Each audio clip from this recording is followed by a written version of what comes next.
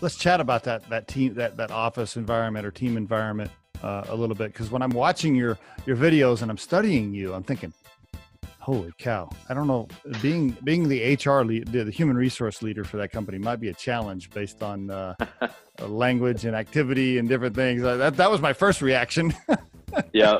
Well, this all comes down to who you bring into the business, because it is like the business wouldn't be authentic if anyone's seen the brand. Like, it is meant to be polarizing. It is in your face. It makes like not safe for work, jokes at times. It's meant to be polarizing, and you can't have that kind of brand if you don't have people who can create that brand internally.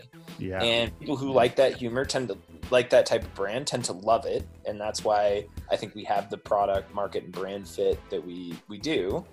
But it just wouldn't be possible if your internal culture was like, oh, we have to be so safe inside and then try to create this irreverent, like, boundary pushing brand outside. It wouldn't work like that. And so the people that we tend to hire and that we tend to bring into the business are people who love the outside brand and want to contribute to it from the inside. Yeah, we're very. Yeah, go ahead, Chris. I was going to say we're very upfront with that during the interview process, right? So, asking jokes about farting during an interview process just to make sure someone's not super uncomfortable with that, because we are going to talk about sex. There are going to be jokes about sex. We're going to talk about balls. Yep. We're going to make, that's the brand. And so making sure that you're comfortable with that before you join, and being very, very upfront and explicit with what it's going to be like, what it is like on the inside of Shinesty as you're going through the application process. Can you have them sign like some sort of additional release form? Like, I will not get upset when there are dick jokes in the office, or some sort of form? I do think our like employee handbook says like, hey, part of the creative process here means you're going to be exposed to things that would be like, that would not fly in right. But like, that's part of the process here.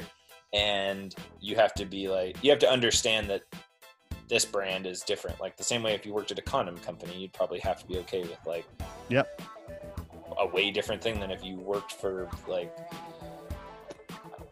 much tamer. And there are things, Nestle Pure Life water. There are things that we don't talk about. So we have like a policy where we don't make jokes about race, rape, or religion. Okay, good. Kind of the off-topic. Those are the off things. Okay. And politics. So that, humor and politics, if we're going to make a joke about politics, we make it about both sides. Gotcha. All right. So, gotcha. Okay, cool. So there are some boundaries. Yeah. There are. There are ones that are obvious, though. They're obvious, yeah. We would hope they would be obvious. But. When I was watching the videos, I was like, man, I want to party with these guys. Like, can we do a podcast where we like have happy hour afterwards? The Riderflex podcast features entrepreneurs, business executives, and the stories behind how they got there, as well as daily tips on career advice and job interviews. Our show can be heard just about anywhere these days, but you can visit riderflex.com and click on the podcast page to hear all the previous episodes and learn more about the recruiting and consulting services we provide. Contact us at the email address info@riderflex.com or 888-964-5876.